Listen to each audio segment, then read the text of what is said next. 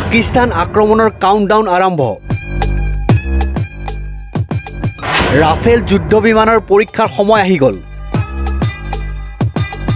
ভাৰতৰ হুংকাৰত পাকিস্তানে দেখা পাইছে বিনাশ। পেহেলগামত বৰ্বৰ পাকিস্তান সন্ত্ৰাসবাদীৰ আক্ৰমণৰ পিছতেই অধিক কঠোৰ হৈ পৰিছে ভাৰত। ইতিমধ্যে ভাৰতে সিল কৰি দিলে ভাৰত পাকিস্তানৰ সীমা, বন্ধ কৰি দিলে পানী, বন্ধ হ'ল পাকিস্তানৰ ভিসা। তাৰ পাছতে আজি দিল্লীত আৰম্ভ হৈছে সৰ্বদলীয় বৈঠক। এই বৈঠকতে ল'ব পাৰে ডাঙৰ সিদ্ধান্ত। সন্ত্ৰাসবাদীৰ নৰসংহাৰৰ উচিত প্ৰত্যুত্তৰ বিচাৰিছে দেশবাসীয়ে।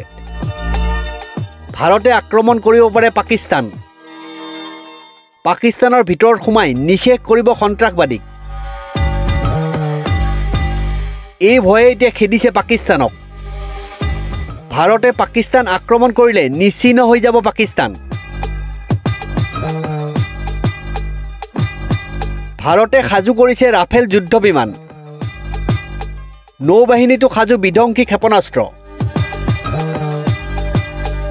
কাউণ্টডাউন আৰম্ভ হৈছে যুদ্ধৰ। News desk report, news 13।